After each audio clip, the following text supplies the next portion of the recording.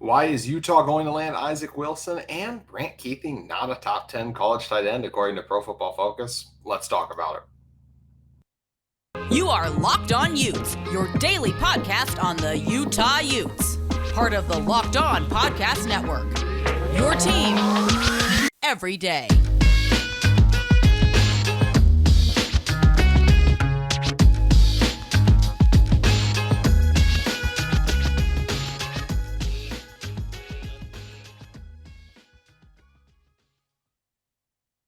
Hello, everyone, and thank you for making Locked On Utes your first listen every single day. We're available on all platforms, including YouTube. If this is your first time listening to our show, make sure you guys like and subscribe. I'd love to interact with you guys in the comments or on social media. You can follow me at JT Wistrcill or show at Locked On Utes. As I mentioned, my name is JT Wistrcill, former intern inside the University of Utah Athletic Department. And on today's show, we're going to be talking about Isaac Wilson, a little bit on Brant Kuithe, and even a few other recruits as well at the very end. But as I mentioned first, got to start with Isaac Wilson because, look, this is a huge quarterback prospect who has already taken a visit with Utah. Utah's offered him, of course. Like, there's a lot of mutual interest there. And when you're talking about Wilson, you're talking about a quarterback who just goes to Corner Canyon, so down in Draper, made the state championship game last year. Obviously, we know what his brother Zach Wilson has done at BYU and is struggling a little bit in the NFL, but still, guys have long careers, right? Still a chance he can turn it around, although I know hasn't gotten off to the best start and probably won't play this year with Aaron Rodgers there. But let's focus on Isaac Wilson. Look, 4-star prospect right now. He is the second overall ranked player in Utah, the top quarterback for a 6-foot quarterback, 190, as I mentioned, a 2024 guy. And main offers right now, he's got a lot of offers, but the ones that kind of that really interest and stand out to me are Utah, Arizona, BYU, Oklahoma State, and UCLA. Those are also the ones that stand out to 24/7 Sports. Those are kind of the main ones they have listed on his profile. And look, there's a lot of reasons to say he could go to BYU. He's taken visits at both. He's talked about both openly, but I think this is a guy Utah is going to be able to land. And I think the number one reason I really think that Isaac Wilson is going to end up coming to Utah is the chance to start right away and compete at a high level. That's kind of the pair of things I want to say. Look, Cam Rising's done after this year. So whether it's who's going to be next, right? Brandon Rose, does Bryson Barnes stick around and try to force his way in there? With the way the coaches have kind of been like shoved him to the side a little bit, I would be surprised if that was the case. But Nate Johnson, we know he could step in there too. But there also could be, look, Mac Howard's another guy who's young in the waiting. But Isaac Wilson could theoretically walk in and be the best guy and then end up starting. I mean, look, Wilson's extremely talented. I've been lucky enough to call a couple of his games and see him play in person. I mean, you talk about a guy who threw 45 touchdowns, excels at making off-platform throws, can easily avoid pressure, can run, is an advantage in the quarterback run game, just a guy who can really do almost anything. I think the only thing I wanted to clean up a little bit more is just those turnovers. He did have 18 last year, but he was only a junior. I think that's going to be something in his senior season. I expect to see that number for sure under 12. And I honestly think it's going to be under 10. The Corner Canyon is going to be really good in high school football. We're going to talk about it because the other two players we're going to talk about that are Utah prospects in this that I think is key for Utah to land in 2024 also go to Corner Canyon. Just kind of shows you how loaded the Chargers are going to be this coming season. So if you want to see some future Utes, you're going to have to head out and watch Corner Canyon a little bit. But talk about Wilson once again. Just the opportunity to play and start right away is something really appealing to guys. Guys want to have an opportunity to play and they want to have an opportunity to win. Those two reasons in particular are exactly why Clark Phillips became a Ute. He was going to go to Ohio State. Then their defensive backs coach went over to Boston College.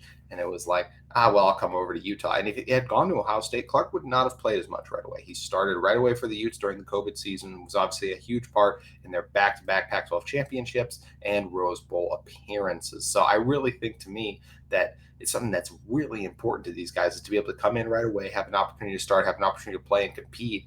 Look, no one wants to sit and wait. If you love this game, you want to go and play right away. Now, maybe what's best then, but it can be okay to like wait and sit if you're like a Spencer Fano, for example, right? Spencer Fano's probably not going to play this season. I would be shocked. He's currently a backup offensive lineman. Guys like Falcon Kalmatule are more size. They've been in the program for a lot longer. It's obviously, same thing with Satal Laumea. He's pretty etched in at one of the tackle spots too. So for me, I just feel like that these guys, it's okay if you're some guys like to come in, wait a little bit, need the time to develop. It's not the end of the world. It's nothing. But everyone wants to play. They want to compete. I know most guys go to schools thinking they'll have Either like eventually it's like, okay, I can get turned into a pro, which is what obviously was the other thing that was really appealing about Clark Phillips, right? Was he wanted to go somewhere where he can ball out 3 years and then put himself in position to go to the pros. You can do that at Utah too. And that's the nice thing about Utah is, as I mentioned, compared to like, let's look at those other main schools right now, as we discussed, like obviously it's not even close. So if Utah is in a better position right now than Arizona, BYU, they are in a better position right now than BYU, despite what a lot of you will tell me in my comments. But if we're just looking at which college program football-wise is in a better position, I will take the team coming off back-to-back Pac-12 championships. Welcome we get these top, highly rated recruiting classes rather than BYU, who last time I checked was in the 40s in recruiting class, who's just making the transition over to Big 12. And look, I know there's a whole thing about like, oh, maybe the Big 12 is better for long-term success than the Pac-12. I feel like both are going to end up being the same plate eventually when we just end up with 2 super conferences in 5 to 6 years anyways, but that's a conversation for another day. So either way, Utah's in a better position than Arizona, BYU for sure to me. I still think they're in a better position than Oklahoma State. Oklahoma State, when's the last time they won the Big 12, right? It's been a couple of years. They're always up and down under Mike Gundy. Now, playing quarterback for Mike Gundy, I could see why that would be appealing, but and also UCLA, that's the big threat to me just because of the Chip Kelly factor. But what if Dante Moore takes the starting job and shines this year? That's a 5-star. He's going to be there the next 2 years, and you're going to have a really hard time unseating him. That's where I go back to the Utah thing of being able to start and play right away. And even if someone like a Brandon Rose does start over you, maybe you can beat him out a year later, or maybe Brandon looks to go somewhere else after capitalizing on a big year. These are just, it's the world of college football we live in, right? Like things change, things fluctuate, but I really think that opportunity to play right away and just, like I said, just start right away is going to be really appealing to Isaac Wilson too. It's one of the things I really think makes a lot of sense for him to come here. I think the other thing that has to be at least a little appealing for him is staying in Utah. Look, some guys don't want to kind of follow in a family legacy, and if Zach chooses BYU or Utah, he's following one family legacy, right? His dad, Mike, played for the Utes back in the early 90s on the defensive line, and then Zach obviously was a star at BYU. So either one of those schools he chooses, he's following his family footsteps. And family legacy is huge to an impact, and just knowing a player. It's like Arch Manning, right? Like everyone's like, oh, Manning, like we think of Peyton Manning, you think of Eli Manning. You think of obviously their dad too. Like it just goes down the line. Or I said Archie Manning is what I meant to say. Archie Manning, I think, because I think Arch is the dad. I might be backwards, but either way, obviously the Manning lineage carries a lot of weight, right?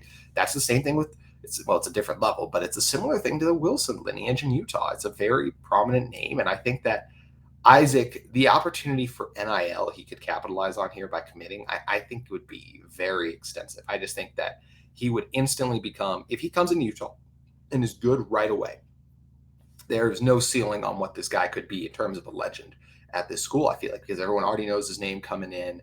There will be tons of Wilson jerseys. Like anywhere else he goes, he's going to have to work his way up, earn it a lot. And that might excite him, and he could very well do that, but that takes time. I really think at Utah, he could have a chance to come in and play right away just because he is that kind of a special player in that regard. So that's one thing I'm very interested to see if he's going to be able to do, if he wants to do that too, just to come to Utah right away and have that opportunity to right away be the guy, have the fans already loving and supporting him because he's a Utah guy. He's been here for a few seasons now, and he chose Utah over BYU. I think Utah fans would quickly fall in love with Isaac Wilson, and you could see Wilson jerseys early on, as I said, especially if he took the starting reins. And his opportunity for NIL here, I think, is really vast, and he could start earning more here early than a lot of the other places just because he has the opportunity to play here a lot more than maybe some of those other places would too. So that's going to be interesting to see too. So those are the two biggest appealing factors to me if I'm Wilson, is that opportunity to play and start right away too for what's been a top 10 team in college football overall these past few seasons. And also just the opportunity to stay home too. And just, how you have so much home support and people are going to be so excited to come and watch you play like they already been able to at Corner Canyon High School.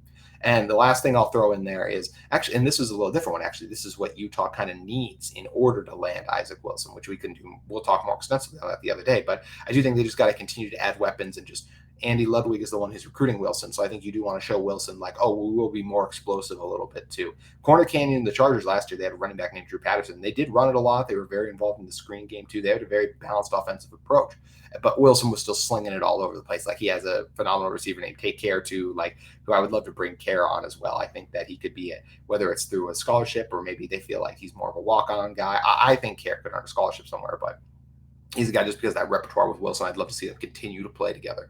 But overall, like I said, I just think the one thing this Utah team really needs is to get more explosive on offense. That's the one thing if you do want to bring in a guy like Wilson, like continue to add that high-level talent. And they could show that ability to be explosive this year, right? We could see Devon Vele eclipse the amount of receiving yards he had last year. We could see Brant Kuithe have a big year. Thomas Yasmin could have a big year. Emery Simmons, Micah Pittman, all these guys could absolutely go off. Money Parks. This team is loaded with guys. And I think another guy who I would love to see flash in this year is a Mikey Matthews. And if Mikey Matthews just takes off and looks like he's going to be one of the next like great Utah receivers, which obviously we haven't had one of those. It's been a little bit. I know what Brant Kuithe was, but I feel like he'll always be remembered more as a returner and still a really good receiver. But I do think Mikey, if he's already earned those rave reviews, I think he has a chance to be a special player.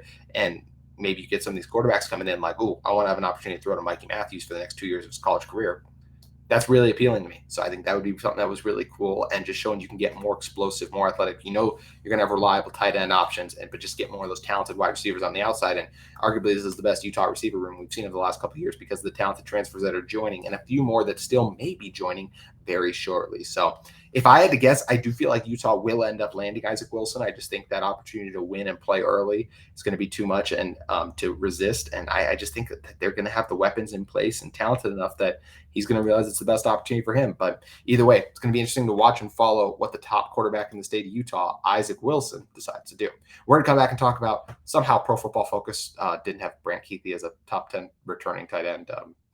We'll touch on that in a second. But first, we'd like to talk to you guys about our friends at Birddogs. When we talk about Birddogs, what's great about them is you like a fit that looks better and you feel great wearing. It's the best of both worlds. Their stretchy fabric makes my legs look great, and they're more comfortable than my other shorts and pants. They give me the freedom to wear one pair of shorts, pants on the golf course, to a meeting, a date, or a hangout with friends. Guys, I was wearing them yesterday. I was just out with my family at going to some food trucks, and it was just really comfortable just walking around, having my Birddogs on. Forget you even have them on. They're just comfy, fit, slip right in. Good for anything. I went and watched a movie in them too. Didn't feel uncomfortable once at all. Felt like I was just kind of chilling at home, just laying in bed, watching a movie. That's the comfort you get when you have Birddogs. But don't just take it from me.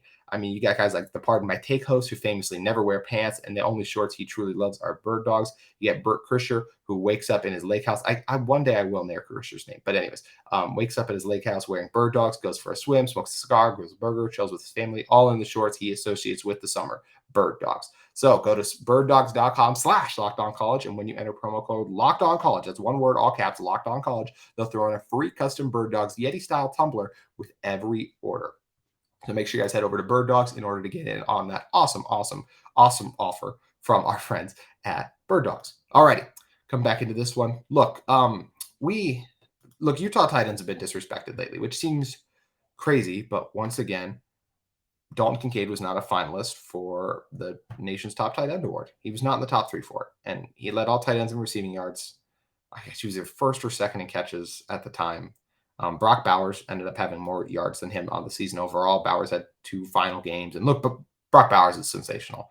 Maybe I'd take Brant, but I mean, that's where it's tough. Like, Brock's an incredible tight end. I have zero issue with Brock Bowers. I think he's elite. But look, Big Game Boomer, we talked about his list with a lot last week with his Cam Rising quarterbacks list. I thought he nailed his tight end rankings list. He had Brock Bowers 1, Brant Kuithe 2. I think that's the logical thing to do right now.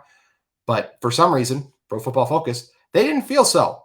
They named, comes from us, On3 actually retweeted the graphic, and that's what led to me originally see it. I didn't see that Pro Football Focus originally put it out. So originally my anger was, or not anger, but was like, what, On3? How could you rank like this? But then you look closer at it and you're like, oh, it's per PFF, which I would have capitalized on that more. And it's actually funny because you can even like scroll down and our friend of the show, Dante Guardi, is one of the first comments being like, no, Brant Kuithe. So it's just the funny stuff like that, right? Like, does everyone realize? And actually the comments are just kind of loaded with Utah fans, which I love, that everyone's kind of like, no, Brant Kuithe, what's going on here? So let's take a look at the top 10 tight ends. As I mentioned, Brock Bowers, Brevin Spanford from Minnesota, Jatavion Sanders from Texas, Jaheim Bell from Florida State, Bryson Nesbitt at 5, Benjamin Urosic at 6, Cade Stover, Ohio State 7, Jalen Converse at 8. So basically, this has, at best, they're saying that Brant Kuithe is the 3rd best tight end in the Pac-12. Caden Perkinson is 9, and Seydou Traore, who we know Utah is interested in bringing in, but also would not be their top tight end if they brought him in. He'd maybe be, at this point, I think it'd be a battle between him and Landon King to start the season as the 3rd tight end, and then after that, we'll have to see, because I do think Thomas Yasmin I would like Yasmin's familiarity with the system right now rather than bringing in Traore and see what he's got. And then he's the unknown at 10. Look, this is ridiculous to me. I'm sorry. I don't understand how, and I also don't understand how PFF could not come out and or even say something like, oh, this is why Brant Kuithe's not in our list. I feel like it's a bad oversight on their part. I just don't understand how you cannot include a guy who, let's look at what Brant Kuithe's done since coming to Utah. He hasn't had a season under 200 yards, and that's with only playing in a few games last season. Even obviously he had 206, but back in 2019, 600 yards overall, 6 touchdowns, and even had 6 carries for 102 yards. It shows you what a versatile weapon he was back in 2019. 2021 led the team in passing yards, 611 yards, 6 touchdowns. Like, this is what Brant Kuithe's been. I mean, for his career, he's been a monster. And look at the game this is what sucks about his injury last year. I mean, look at the game he played against Florida and tell me there are 10 college tight ends that had a better game than that game against Florida. I just don't think they did. I think when you look at how desperately that offense needed him, and he stepped up time and time again, outside Anthony Richardson, I think I can argue he was the best offensive player for either team on the field with his performance and how he was beating defensive backs and linebackers alike just to get open in the middle of the field. So to me, I just can't fathom not having Brant Kuithe as a top 10 college tight end. I can't, because of the production, as we mentioned, and just the trend he was heading on upwards too. And what's funny to me about this list is, let's look at some of the names. Right? We talked about them a little bit, but let's look at what they actually did. I didn't include Brock Bowers on here. As I said, 800 yards and over 900 yards is 2 years in college. I got no qualms with him being over Brant Kuithe, and he might even be better than Brant Kuithe. Like I said, that's where it's kind of close to me between the two guys. He's done more recently, but look, he's also on a much better team. We know that. So let's talk about Minnesota, where they have Brevin Span Ford. Ford last season, 497 yards and 2 touchdowns. Once again, we just said the last time we saw a full healthy season from Brant Kuithe, he had over 600 yards. Jatavion Sanders from Texas, he had 613 yards and 5 touchdowns last year. So still pretty good marks and numbers, but Texas was airing it out a lot more last year still than even Utah was. And yes, they had Bijan Robinson, but once again, I feel like we were in such a big Brant Kuithe year. If you just look at what he was at in the first game, he would have led this Utah team in receiving yards. Dalton Kincaid doesn't have the type of season he has. Brant Kuithe's healthy. I think that's just a fact because he was still the top tight end on this Utah roster. So outside of that, let's go. Jaheim Bell's at 4. He only had 231 that year, but then the year before that, he did have 497 and 2 touchdowns. So basically, by including a guy who had a down year this year compared to the year before when he had 497 yards, they are saying like, oh, we still look at past production and then look at predicting the future. So that's why I just don't understand how you miss Brant Kuithe in that aspect. And the last guy I wrote on here was Bryson Nesbitt, who's at 507 yards and 4 touchdowns. And I mean, after that is even Benjamin Jurasic, right? Like Jurasic had 445 yards this past year and 653 yards the year before that. But just like, look at the magnitude of Brant's catches, as I mentioned. Just that ability to get open, leading this Utah team in receiving yards, and an offense that does not throw the ball, that is not as explosive as some of the other groups. To have his 600 yards is really impressive. And that's, again, where I'm shocked that he's not even in PFF's top 10. So that's where I got to give credit to a Big Game Boomer for having him in his top 10 and recognizing the talent, because it's obviously there. And I just think it was such an oversight for them not to include Brant Kuithe. I'm shocked. I can't believe it. But just more bulletin board for Brant Kuithe, because, as I mentioned, this is a guy who, look, he only had 19 receptions overall for 206 yards and was really limited early on in those games, obviously, right? And still, he had 3 touchdowns on the season. How many guys did we just go through on this list that had only like 2 touchdowns or 4 touchdowns? Like, Brant easily would have had like 8 to 10 touchdowns last season. I just think he's that dynamic of a pass catcher and a weapon. So not fair to Brant for sure. And Brant's still a tenacious blocker too. I think that's what people forget, is he's as strong as maybe some of these other tight ends. Not everyone, but I don't think of Brock Bowers for his blocking either. Brock Bowers isn't the biggest guy either. So that's where I just think, Brant's going to have a monster season, going to make this list look foolish by the end of the season, assuming he stays healthy, which, knock on wood, and I think he's going to anyways. The way he prepares and attacks everything. I'm excited to see Brant Kuithe back on the field and to be quickly reminded why he is not just one of the top 3 tight ends in the country, but at worst, the second best tight end in college football currently.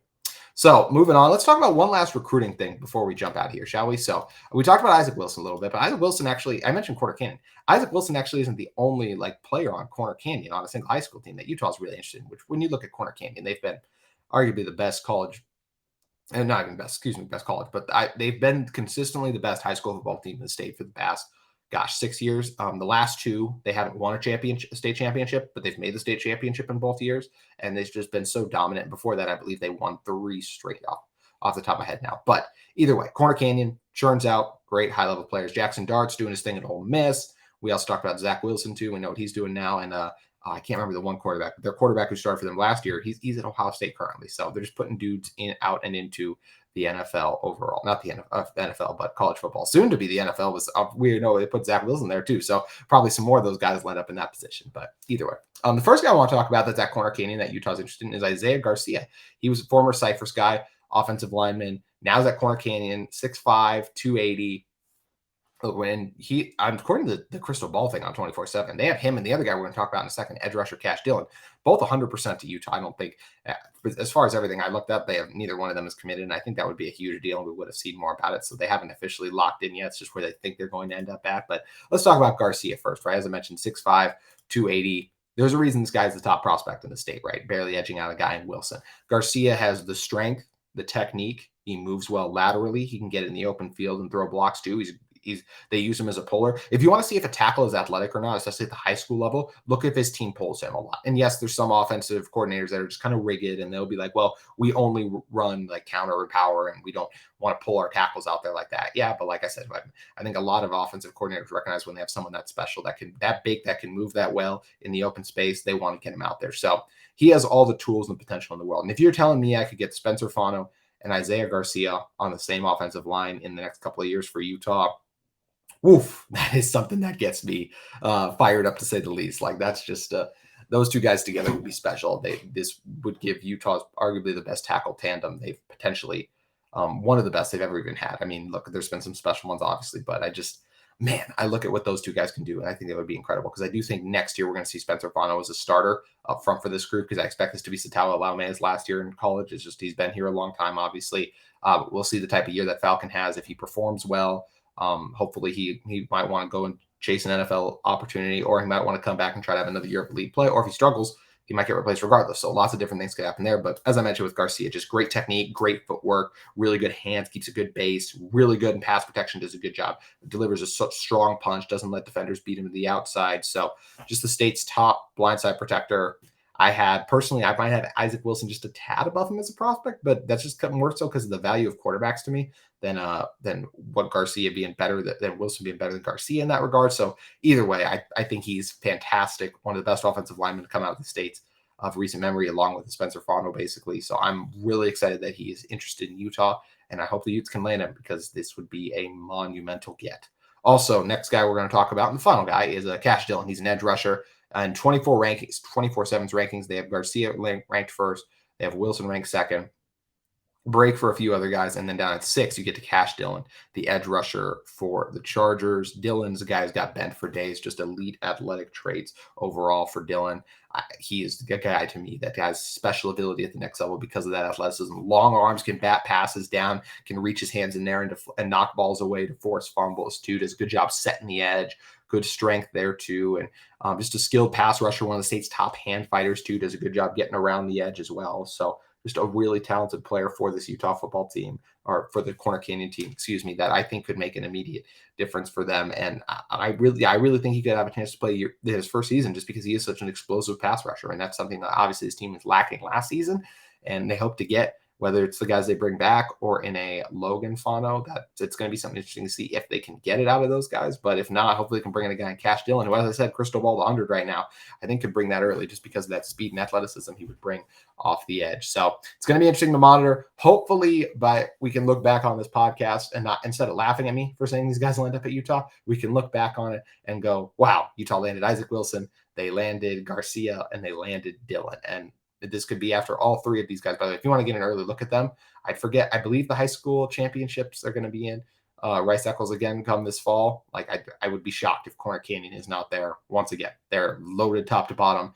and they have, once again, 3 of the top 6 players in the state, according to 24/7 Sports. And I think that's extremely accurate with how talented those guys are. So it's going to be interesting to see how they perform. Also going to be interesting to see how Brant Kuithe performs, because we know he's going to shut these guys down. For sure, that think he is not a top 10 college tight end. Just absolutely crazy stuff. But appreciate you guys as always for listening to Locked On Utes. We will be back next week talking more Utah football and everything else Utah athletics. Best of luck to the Utah softball team by the time this comes out. I think they got a great chance to win their opening round matchup against Southern Illinois. And make sure you guys head up to the Hill, check that out. And we'll be back reacting to that and everything Utah athletics on next week's Locked On Utes.